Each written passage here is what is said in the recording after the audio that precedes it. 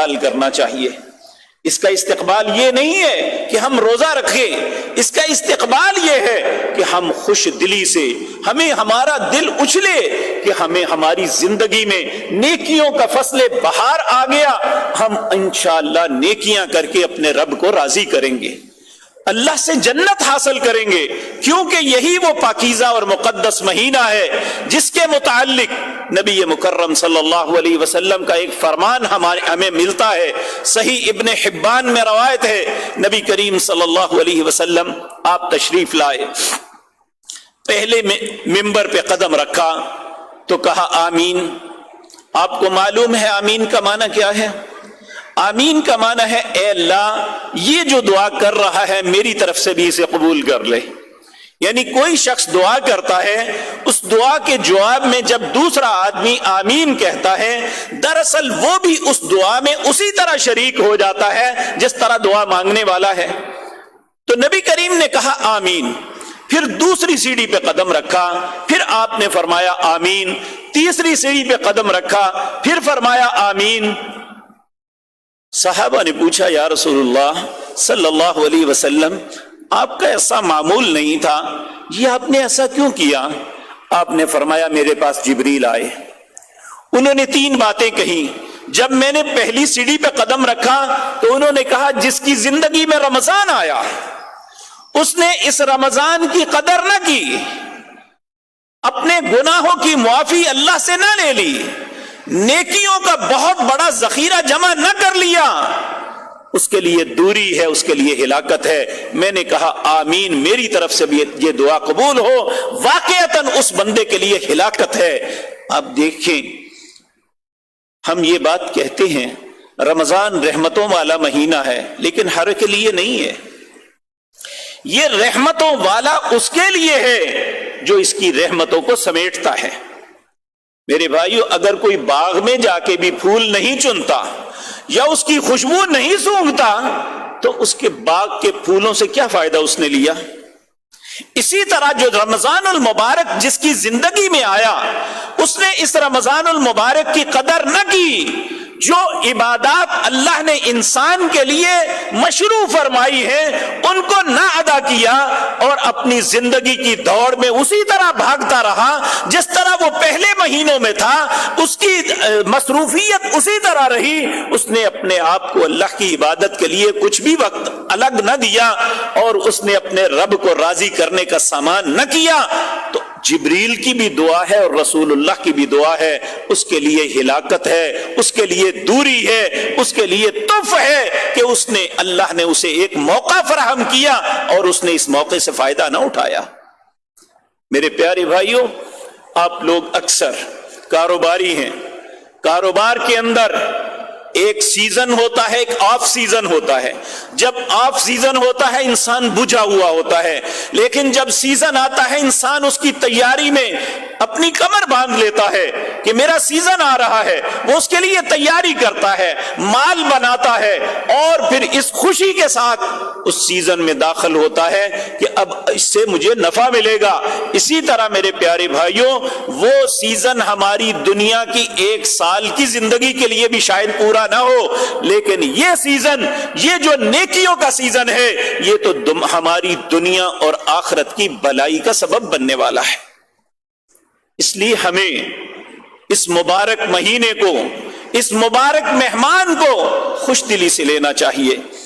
یقین جانیے، جب ہم چھوٹے تھے اس وقت دیکھتے تھے مساجد میں کیفیت یہ ہوتی، اس وقت یہ قالین نہیں تھے، صفیں رکھی ہوتی تھی، تو صفیں بدلتے، رنگ روغن کرتے، مساجد کو خوبصورت بناتے۔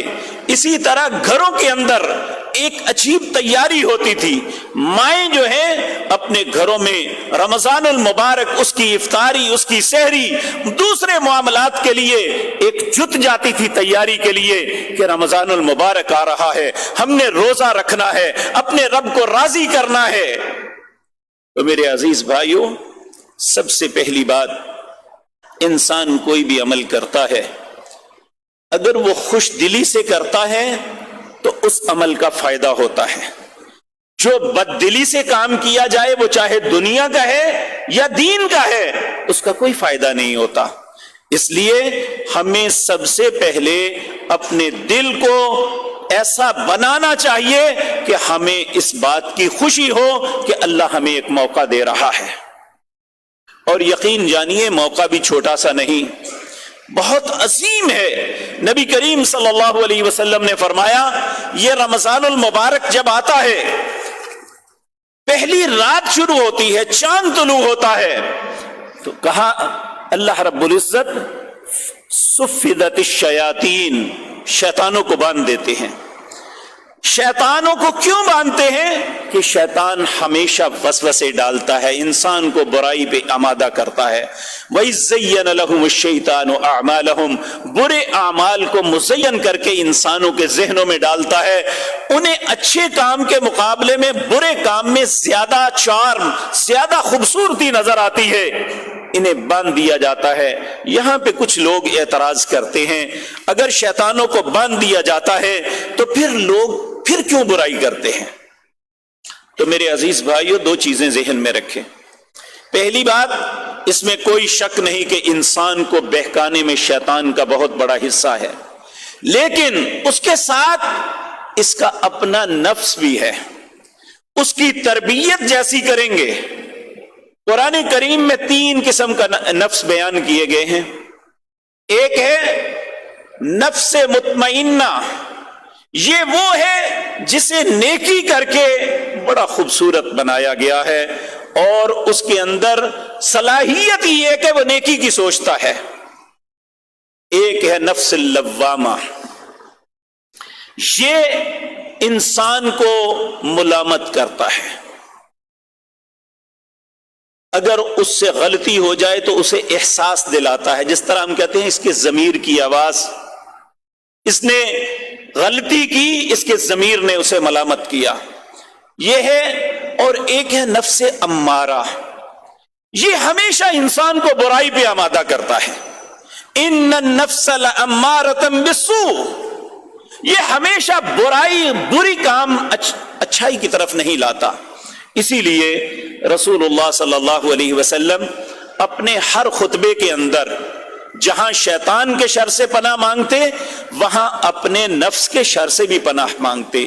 وَنَعُوذُ بِاللَّهِ مِنْ شُرُورِ أَنفُسِنَا، اے اللہ اپنے نفس کے شر سے تیری پناہ مانگتا ہوں. وَنَعُوذُ بِاللَّهِ مِنْ شُرُورِ أَنفُسِنَا وَسَيِّئَاتِ أَعْمَالِنَا، اور برے اعمال سے تیری پناہ مانگتا ہوں. انسان برے اعمال سے اللہ کی توفیق سے بچتا ہے. میرے پیارے بھائیو یہ بات بھی کئی دفعہ عرض کی، اذان اور اقامت، یعنی جب اذان کسی بھی نماز کے لیے اذان ہوتی ہے اور جماعت کھڑی ہونے سے پہلے اقامت ہوتی ہے، اذان اور اقامت کے درمیان یہ قبولیت کا وقت ہے. نبی کریم صلی اللہ علیہ وسلم کو اللہ نے حکمن فرمایا، اے محمد صلی اللہ علیہ وسلم اس قبولیت کے وقت 2 باتوں کا سوال کرو مجھ سے. کون سا؟ اللہم انی اسألک فعل الخیرات، اے میرے اللہ میں تجھ سے سوال کرتا ہوں اچھے کاموں کے کرنے کا. وَتَرْكَ الْمُنْكَرَاتِ، اور برے کاموں کو چھوڑنے کا سوال کرتا ہوں یہ اللہ کی توفیق سے. اگر برائی سے بچتا ہے انسان تو اللہ کی توفیق سے، اگر انسان نیکی کرتا ہے تو یہ بھی اللہ کی توفیق سے. اس لیے اللہ سے اس بات کی توفیق مانگنی چاہیے. اللہم انی اسألک فعل الخیرات وترک المنکرات. اور تیسرا فرمایا وحب المساکین، مسکینوں سے محبت. اللہ رب العزت ہمیں بھی یہ مانگنے کی اور اس بات کی ہمیں بھی عطا فرمائے کہ ہمیں بھی اللہ نیکی کرنے کی اجازت دے. آپ دیکھیں جب ہم صبح اٹھتے ہیں نبی کریم 2 دعائیں مانگتے. ایک تھے الحمدللہ الذی احیانا بعدما اماتنا والیہ النشور، تمام تعریفیں اس اللہ کے لیے ہیں جس نے مجھے زندگی بخشی مرنے کے بعد، یعنی موت نیند کی بہن ہے. نیند بھی موت کی طرح ہے، تو اللہ کی تعریف کرتے ہوئے انسان کہتا ہے الحمدللہ الذی احیانا بعدما اماتنا والیہ النشور، ایک دن لوٹ کے مجھے اپنے رب کے پاس ہی جانا ہے۔ اور دوسری دعا نبی کریم یہ مانگتے الحمدللہ الذی عافانی فی جسدی ورد علی روحی واذن لی بذکری، تمام تعریفیں اس اللہ کے لیے ہیں۔ الحمدللہ الذی، اللہ وہ ذات پاک ہے، عافانی فی جسدی، جس نے میرے اس جسم کو تندرستی عافیت سے نوازا، عافانی فی جسدی ورد علی روحی، میری روح کو واپس پلٹایا، وَأَذِنَ لِي بِذِكْرِي، اور مجھے اپنے ذکر کی اجازت مرحمت فرمائی۔ اگر ہم فجر کی نماز نہیں پڑھ پاتے، یا تہجد نہیں پڑھ پاتے، یا اشراق نہیں پڑھتے، یا صبح قرآن کی تلاوت نہیں کرتے، یا دوسرے فرائض اور نوافل نہیں ادا کرتے، تو اس کا مطلب ہے مالک ناراض ہے مجھ سے کہ اس نے مجھے توفیق ہی نہیں دی کہ میں اس کے فرائض کو ادا کر سکوں، میں اس کے نوافل کو ادا کر سکوں۔ رونا چاہیے ایسے حالات میں مجھے اپنے مقدر پہ کہ اللہ مجھے اجازت ہی نہیں دے رہا کہ میں اس کی بارگاہ میں کھڑا ہو کے اس سے کچھ لے سکوں، اس سے کچھ مانگ سکوں۔ اس لیے ہمیں صبح اٹھتے ہی اللہ سے یہ اللہ کی تعریف کرتے ہوئے، اسے خوش کرتے ہوئے الحمدللہ، تمام تعریفیں اللہ کے لیے ہیں۔ الذی، اللہ وہ ذات پاک ہے، عافانی فی جسدی، جس نے میرے جسم کو عافیت سے نوازا، صحت کے ساتھ مجھے پھر دوبارہ اٹھایا، ورد علی روحی، میری روح کو بھی واپس پلٹا دیا، وَأَذِنَ لِي بِذِكْرِي، اور مجھے اپنے ذکر کی اجازت دے دی۔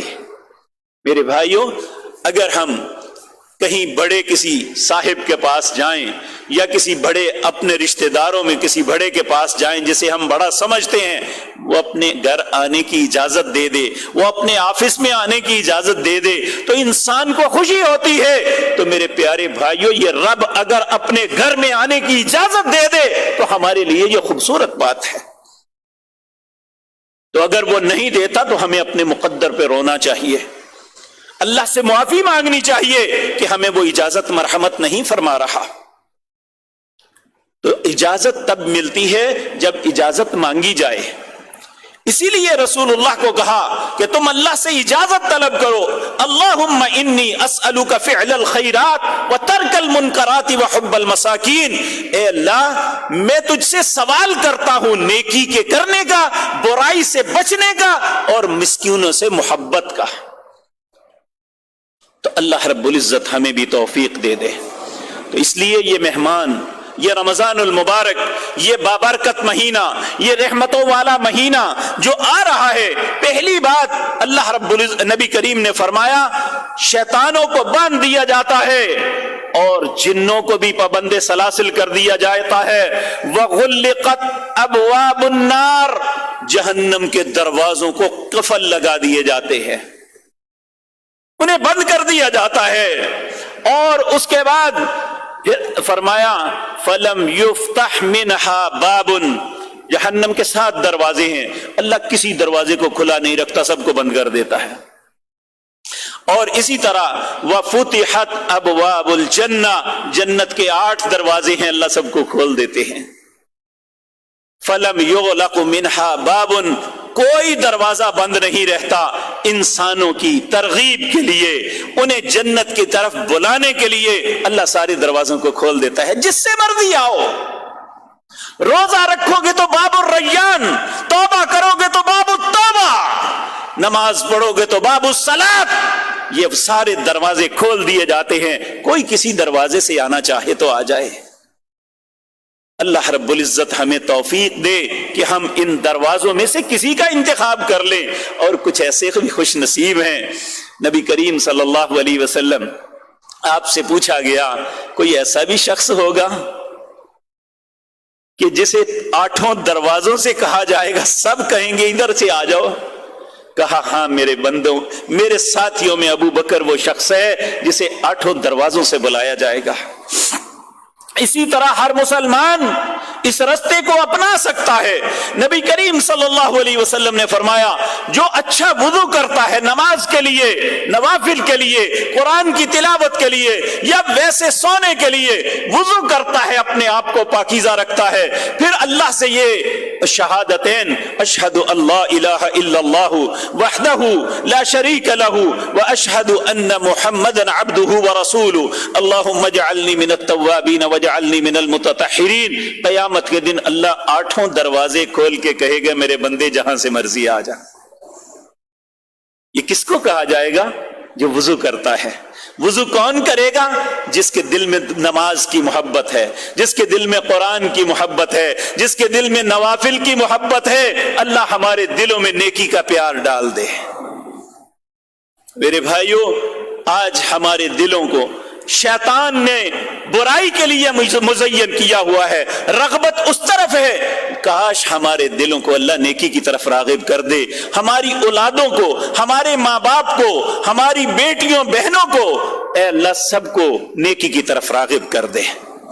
تو میرے عزیز بھائیوں، نبی کریم صلی اللہ علیہ وسلم نے ارشاد فرمایا، پھر اس کے بعد ایک فرشتہ اگر کل چاند طلوع ہو جاتا ہے تو اس چاند طلوع کے ہوتے ہی اللہ کی طرف سے ایک فرشتہ اسپیشلی دنیا کے اندر اعلان کرنے کے لیے مقرر کر دیا جاتا ہے۔ ہر دن اور رات وہ مسلسل انسانوں کے درمیان اعلان کرتا ہے، وَيَا بَاغِيَ الْخَيْرِ أَقْبِلْ وَيَا بَاغِيَ الشَّرِّ أَقْصِرْ، اے نیکی کا ارادہ کرنے والے اپنے قدم کو آگے بڑھا لے، اے برائی کا ارادہ کرنے والے اب تو اپنے قدم کو روک لے۔ یہاں تک کہ رمضان المبارک کے بعد شوال کا چاند طلوع ہو جاتا ہے، اس دن تک اللہ کی طرف سے یہ منادی کرنے والا ندا کرتا رہتا ہے۔ اور میرے بھائیوں، کبھی کان لگا کے سنو تو صحیح، تمہارا رب تمہیں کتنا چاہتا ہے کہ تم جہنم کی آگ سے بچ جاؤ۔ نبی کریم صلی اللہ علیہ وسلم فرمایا وَلِلَّهِ أُتَقَاءُ مِنَ النَّارِ، اور روزانہ کی بنیاد پہ اللہ کی طرف سے جو لوگ نیکی کی بات کو قبول کر لیتے ہیں، نیکی کے لیے قدم آگے بڑھا دیتے ہیں، برائی سے اپنے آپ کو روک لیتے ہیں، وَلِلَّهِ أُتَقَاؤُكَ مِنَ النَّارِ، اللہ کی طرف سے بہت سے لوگوں کو جہنم سے آزاد کر دیا جاتا ہے۔ اے اللہ ہمارا نصیب بھی ایسا کر دینا، اے اللہ ہمیں بھی جہنم سے آزاد کر دینا، اس رمضان کو ہمارے لیے خیر کا سبب بنا دینا۔ اے اللہ ہر مسلمان کے دل میں اس کی محبت ڈال دے۔ ہم مسلمانوں میں بہت سے لوگ ایسے ہیں جو کلمہ طیبہ پڑھنے کے باوجود، اللہ کو رب ماننے کے باوجود، رسول اللہ کی محبت